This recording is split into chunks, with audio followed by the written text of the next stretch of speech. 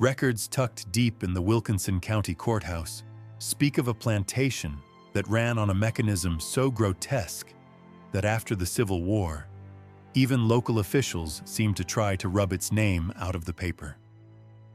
For 23 years, between 1835 and 1858, the Jessup family plantation operated what neighboring landowners only ever called, in low voices and behind closed doors, the breeding operation, a structured program of forced reproduction, engineered for profit, in which the plantation owner, his wife, and all 5 of their children took part. What makes this case linger in the mind isn't only what happened, but how cleanly it was planned, how willingly an entire household carried it out, and how completely the surrounding community found ways to look the other way. The Jessup ledgers, found in 1962 inside a locked trunk, documented the system with the cold precision of livestock records. Except these entries were not cattle. They were human beings. Before we step fully into the story of the Jessup plantation and how an entire family convinced themselves that breeding human beings like cattle was simply good business, I want to ask you to subscribe to our channel and hit that notification bell so you never miss stories like this. And please leave a comment telling us what state or city you're watching from. Now let's go back to Mississippi in 1835 to understand how this horror began. Wilkinson County, Mississippi in 1835 was cotton country, where fortunes rose and fell with each harvest, and where the soil itself seemed to demand a certain kind of cruelty to be made profitable. The Jessup plantation sat on 200 acres of rich delta earth, about 8 miles northeast of Woodville, the county seat. Isaiah Jessup had purchased the land in 1829 using inheritance money from his father, a tobacco merchant from Virginia who had made considerable profits supplying Confederate forces during various conflicts. Isaiah was 31 when he bought the property, newly married to Ruth Kendish, the daughter of a South Carolina plantation owner. Ruth was 23, educated in Charleston, and came from a family that had run a large rice plantation for 3 generations. The Jessup land was primarily cotton, but there were vegetable gardens, a small orchard, and livestock kept close. Because a plantation that could feed itself was a plantation that could endure bad years. By 1835, Isaiah owned 42 enslaved people, modest beside the largest operations in the area, but still enough to mark him as a man with weight in the county. The main house was a 2-story structure with white columns in the Greek Revival style. 6 bedrooms upstairs, a large dining room, a study for Isaiah, and a parlor where Ruth entertained the wives of neighboring planters. Isaiah and Ruth married in 1830. Their first child, Thomas, was born in 1831. Samuel followed in 1833. Margaret came in 1835, then Daniel in 1837, and finally Elizabeth in 1839. 5 children in 8 years. Ruth managed the household with the labor of enslaved domestic workers. Isaiah spent his days moving between the fields and the ledger, traveling to Natchez on business, maintaining relationships with cotton brokers and other plantation owners, making sure his name remained respectable in public. From the road, from the church pews, from the polite gatherings where people smiled and spoke of weather and prices, the Jessups looked like countless other wealthy families of the antebellum South. They attended services every Sunday at the Woodville Presbyterian congregation. Isaiah served on the county agricultural board. Ruth joined ladies' charitable societies. Their children were taught by a private tutor, Charles Whitfield, a man from Kentucky who lived in a cottage on the property and instructed them in reading, writing, arithmetic, and scripture. But behind the polished doors of that white-columned house, Isaiah and Ruth were holding conversations that would have unsettled even the hardened sensibilities of many slaveholding neighbors. Isaiah had become consumed by a problem that troubled plantation owners everywhere: the constant need to purchase new enslaved workers. Prices rose steadily through the 1830s. A healthy adult male field worker could cost $800 to $1,200, an enormous investment. When an enslaved person grew too old to work or died from disease or injury, that investment vanished. Isaiah spent long hours in his study, bent over account books, calculating expenses and projecting future costs, as if he could defeat time itself with numbers. Ruth understood the economics as well as any man. She had watched her father run a large operation, and he had always insisted that the most profitable plantations were those that could grow their own workforce, encouraging reproduction among enslaved people to create new labor without the cost of purchase. That practice was common enough throughout the South, but on the Kendish plantation, it had gone further. Ruth's father had systematically paired enslaved people he deemed strong or healthy, separating families when it suited his idea of optimal breeding.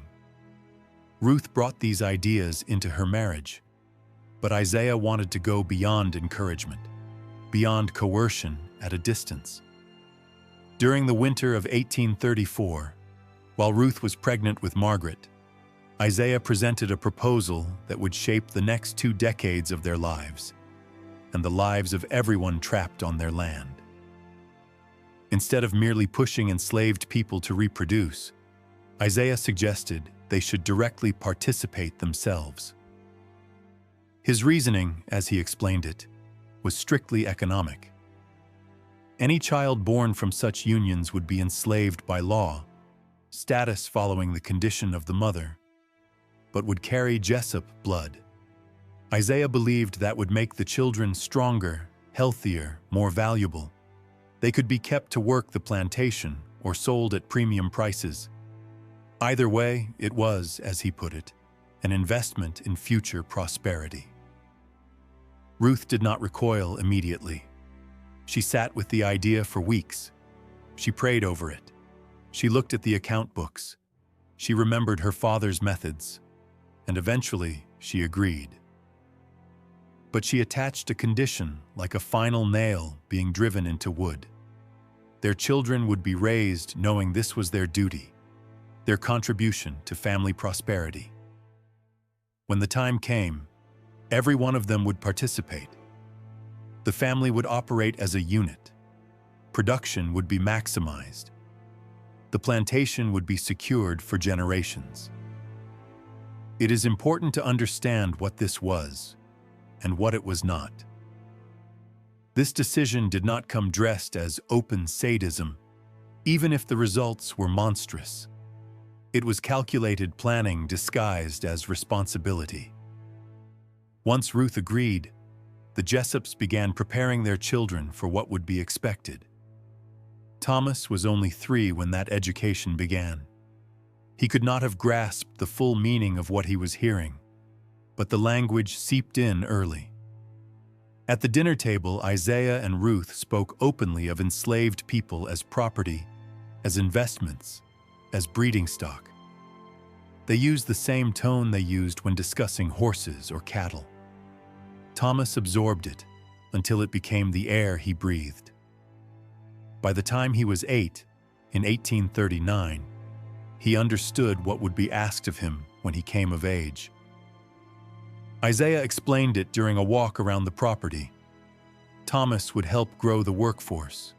It was a son's duty, responsibility, maturity, a mark of manhood, Isaiah said, to take his place in the family enterprise.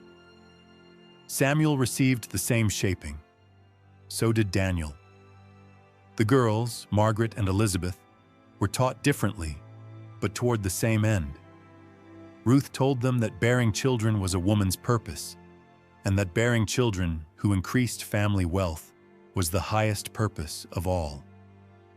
She trained them to view enslaved women as beneath them in every way, to believe using them for profit was no more morally complex than using them to cook meals or wash clothes. Tools, resources. The Jessup children grew up isolated. They had few friends outside the family. Their tutor, Charles Whitfield, taught them scripture, but never challenged Isaiah's authority. The minister who visited saw only order and prosperity. Other plantation families noticed nothing, or if they did, they said nothing.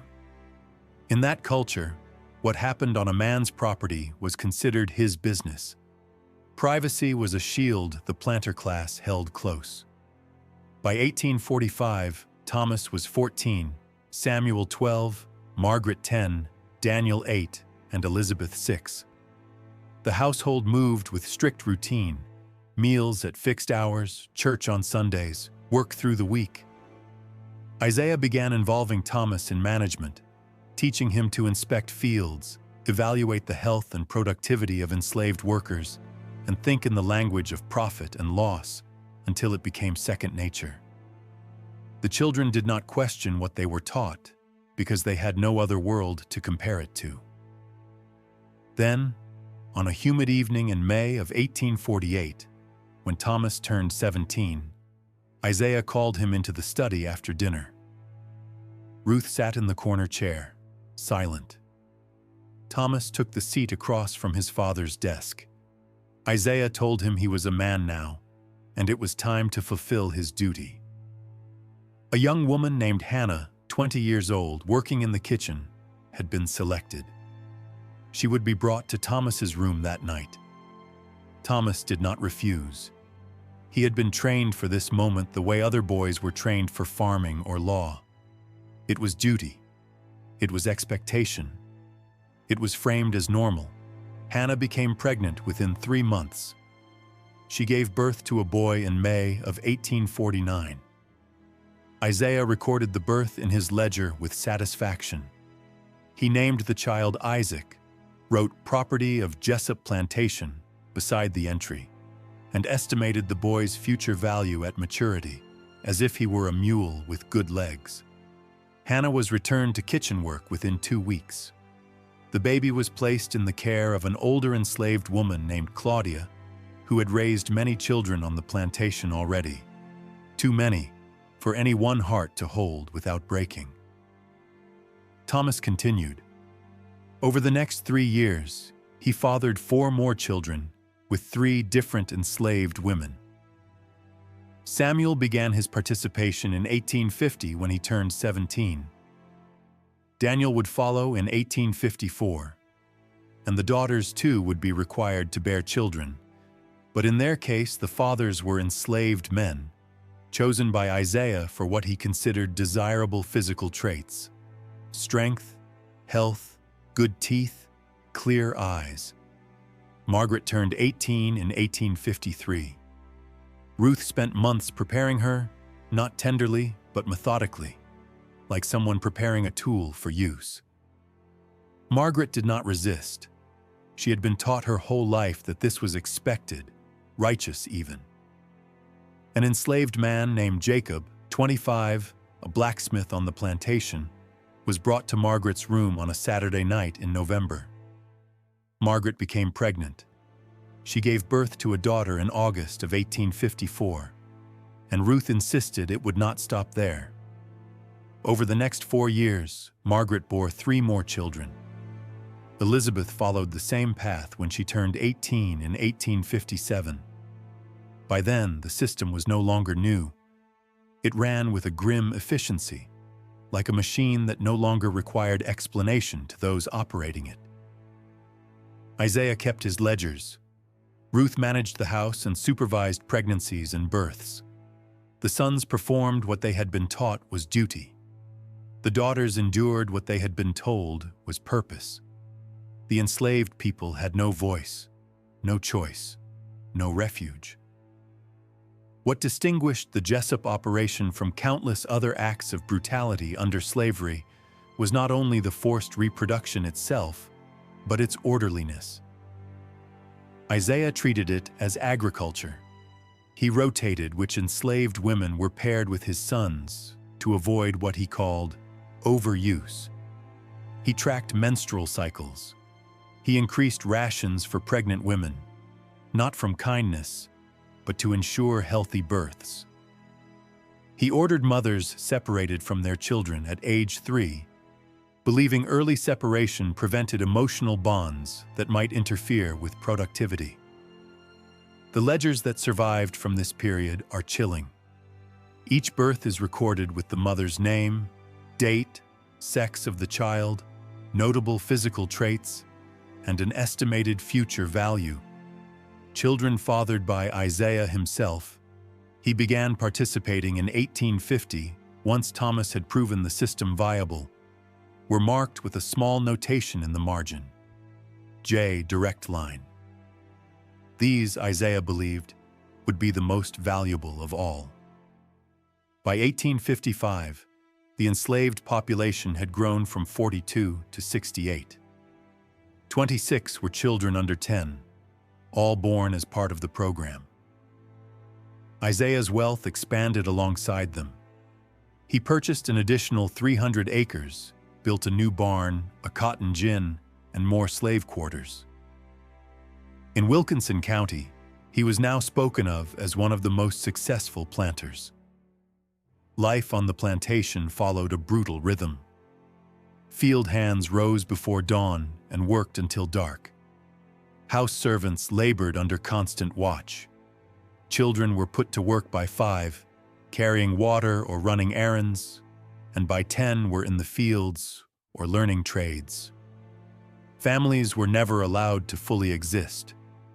Mothers had only the first 3 years with their children, and even then they worked daily.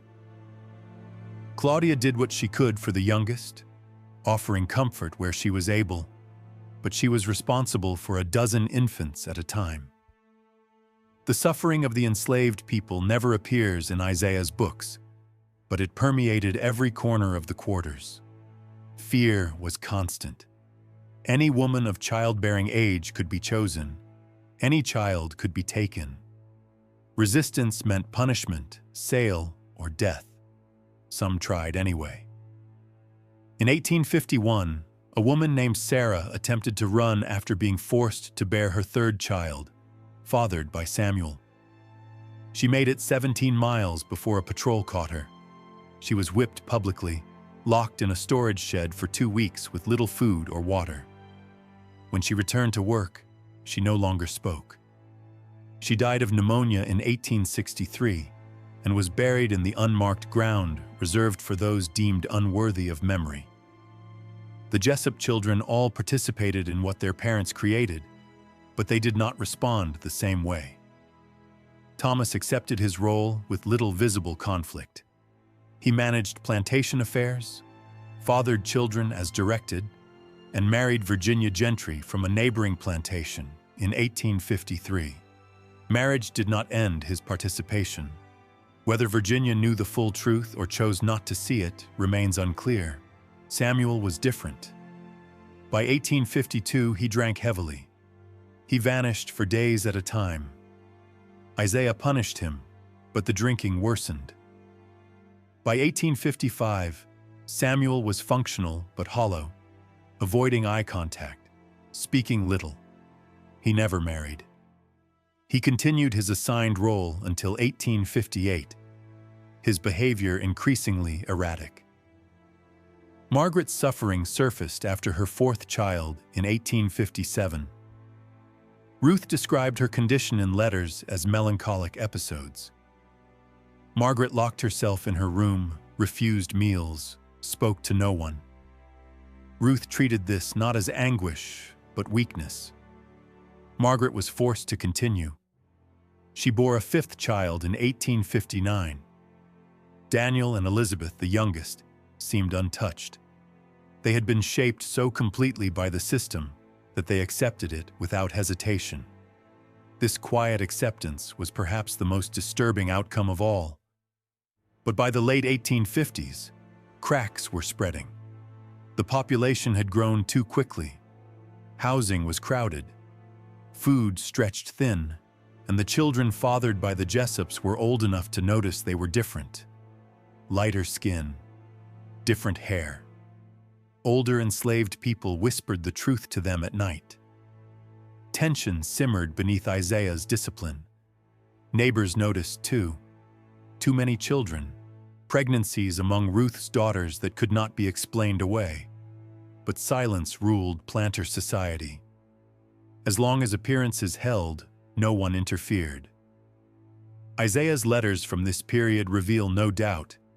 He wrote of cotton prices, politics, breeding results, comparing human outcomes to livestock improvements. Ruth's letters showed similar blindness. She worried about her children's futures, marriages, reputations, never about the women being raped or the children born into bondage. What set the Jessops apart was not cruelty alone, but organization. This was not opportunism. It was a family enterprise. In 1858, the first unraveling began. Charles Whitfield, the tutor who had lived on the plantation for decades, died suddenly of a heart condition. He had known. He had seen the patterns. His silence had enabled everything. With his death, Isaiah decided the family needed no outsider on the property. The isolation deepened. That spring, an enslaved woman named Rose fell gravely ill, likely tuberculosis. Ruth ordered her isolated to prevent spread. Rose died alone 3 weeks later and was buried without ceremony. She had been a source of comfort to others. Her death ignited quiet anger. That summer, boll weevils damaged the cotton crop. Isaiah's income fell. He sold 6 enslaved children, aged 8 to 12, to a trader bound for Louisiana. 4 were fathered by his sons. Their mothers were not allowed to say goodbye. Something broke then. Talk of escape spread. A man named Josiah, born on the plantation, began sharing information gathered during permitted church visits. Routes, rumors, the growing tension between North and South. In September, Samuel's drinking reached crisis. Found unconscious in the barn, he was berated and threatened with disinheritance. He promised reform. He did not change. Margaret's condition worsened. After her 5th child was taken from her after 3 days, she attempted to harm herself. Ruth confined her under watch. When Margaret emerged, she was hollow, moving like a shadow through the house. Isaiah blamed weakness. Ruth blamed hysteria. Neither questioned the system. In November, a Methodist minister from Pennsylvania, Reverend William Foster, stayed overnight. He noticed the children, the similarities, Margaret's vacant stare, Samuel's drunkenness. He did not confront the family, but he wrote about them. His journal later described an oppression deeper than slavery alone, a terror that saturated the place. By December, Isaiah was under financial pressure. His solution was escalation. More pairings, higher targets. On Christmas Day, the family sat in church, nodding along to sermons on duty and virtue, appearing indistinguishable from their peers. That afternoon, Isaiah gathered them in the parlor and laid out plans to intensify the program. All listened. This was normal to them. But the enslaved people were organizing, quietly, carefully. In February 1859, 3 women, Hannah, Rachel, and Julia, made their attempt. All had borne multiple children, all taken. They planned to meet north at a creek crossing. They made it 6 miles. They were caught by dogs before afternoon. Isaiah ordered public punishment. Every enslaved person was forced to watch. The women were whipped, 10 lashes each, tied to posts between the house and quarters. Ruth watched from the porch, the children from the windows. Isaiah lectured afterward about gratitude and theft of property. No one spoke.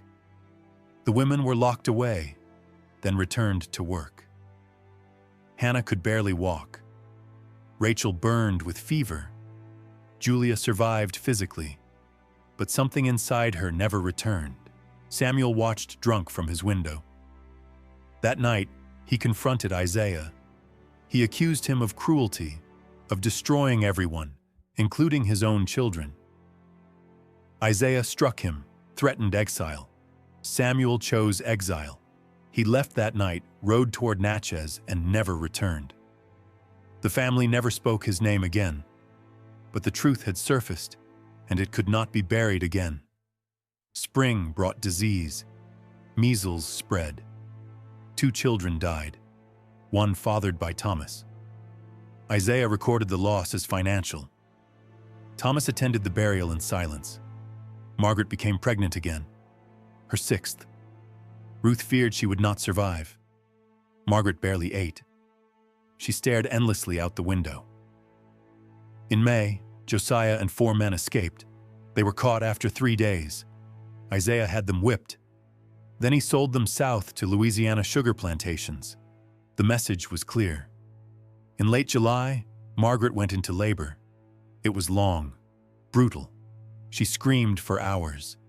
The baby, a boy, survived. Margaret did not. She died 2 hours later. The house fell silent. Margaret was buried with ceremony. No one spoke of why she died. The baby lived. Isaiah named him Matthew and sent him to the quarters. After that, something in Ruth fractured. She began to fear punishment, divine, inevitable. Elizabeth did not share her doubt. She was too thoroughly formed by the system, and the world beyond the plantation was beginning to tremble. Stop here. Elizabeth continued without hesitation. At 20 years old, she had never known a reality beyond the one her parents had constructed. Margaret's death saddened her, but she did not see it as consequence. To Elizabeth, childbirth was dangerous by nature. That was all. In September of 1859, she became pregnant again and accepted it as duty fulfilled.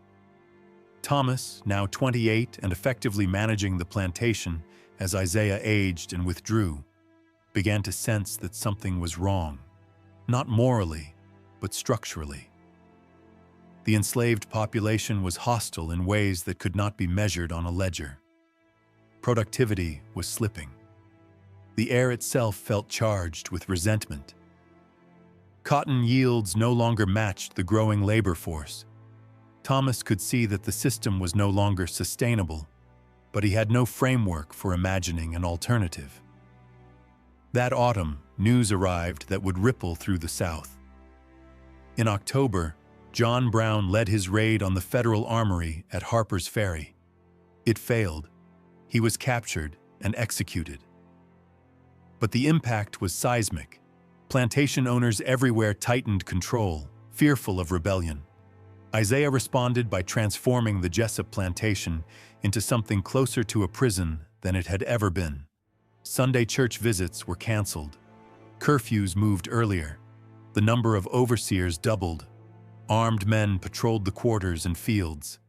Cabins were searched without warning. Any gathering of more than 5 enslaved people was broken up. Punishments for minor infractions became severe. Whippings increased. Confinement became common. The pressure built toward rupture. On the night of December 18th, 1859, fire erupted in the Cotton Gin building. The flames fed on dry wood and stored cotton, spreading rapidly. By the time anyone noticed, the structure was lost.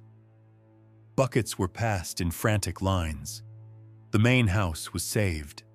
The barn survived.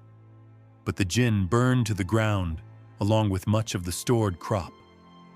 The loss was catastrophic. But what Isaiah found the next morning was worse. Clear evidence of sabotage, oil-soaked rags, deliberate placement. Isaiah gathered the enslaved people and demanded a confession. None came. He ordered searches, found nothing. Enraged, he selected 3 men at random, Peter, Moses, and James, and had them whipped, 20 lashes each, before everyone. He declared that punishments would continue until someone confessed. No one did, because everyone was guilty. The fire had been planned by 7 people working in silence. It was not meant to kill. It was meant to wound Isaiah's wealth, to prove power was not absolute. After that, resistance changed shape. Tools disappeared. Fences were damaged. Seed corn was ruined. Isaiah responded with brutality, but each act only hardened resolve. The plantation became a quiet war. Ruth withdrew almost entirely. Margaret's death had broken her defenses. She spent days in scripture and nights hearing screams, real or remembered. Her letters to her sister grew darker. In January 1860, she wrote, "I fear we have sinned greatly, and God's judgment approaches." Elizabeth gave birth again in February. She showed no distress. She resumed her role. As winter turned to spring, the nation itself cracked. Lincoln's election, secession, Mississippi leaving the Union. Talk of war filled Woodville. Isaiah attended meetings, delivering speeches about states' rights and property, blind to the violence he had cultivated on his own land. In April 1861, Fort Sumter fell. War began. Thomas enlisted within weeks. Daniel followed. Isaiah was too old.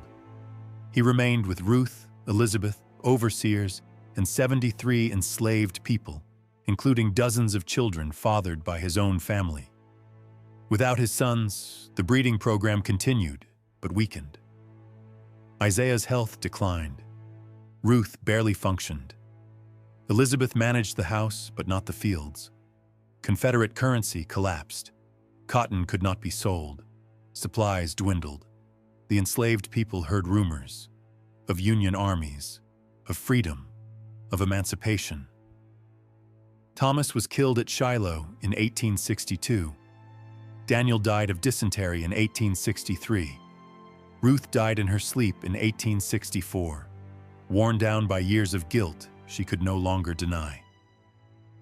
By early 1865, the plantation was decaying. Overseers gone, fields poorly tended. Isaiah confused, frail, confined to a wheelchair. Elizabeth tried to maintain order, but there was nothing left to command. In April, the Confederacy surrendered. In May, Union troops arrived in Woodville. An officer came to the Jessup plantation and informed Isaiah and Elizabeth that the enslaved people were free. Isaiah barely understood. Elizabeth argued, demanded compensation. The officer refused. Slavery was over. The formerly enslaved people left, some immediately, others slowly. Hannah walked north with her surviving children, eventually reaching Memphis. Rachel went west.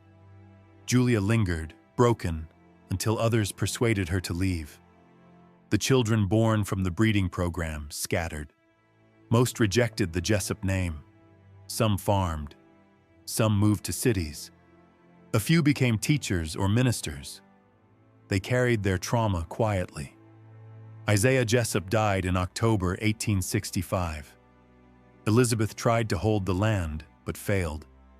In 1867, she sold it for a fraction of its worth and moved to Mobile. She never married. She never spoke publicly of the plantation. Samuel Jessup died in 1872, drinking himself to death under an assumed name. The plantation was divided, sold, forgotten. The house collapsed. The quarters rotted. The cemetery vanished into weeds. The ledgers survived by accident. Found in 1962. Donated, studied. They told a story that could not be denied. At least 47 children born. 30 survived emancipation. Hundreds of descendants today. DNA confirms what the ledgers recorded. The Jessup case was legal. That is the most chilling truth. Isaiah was never charged, never punished. Slavery gave him absolute power, and he used it exactly as designed. Neighbors saw nothing. Churches asked no questions. Evil hid behind respectability. One woman interviewed in the 1930s said it plainly. We wasn't people to them. We was crops they was growing. That is the legacy of the Jessup plantation. Not an anomaly, but a mirror, hidden in plain sight,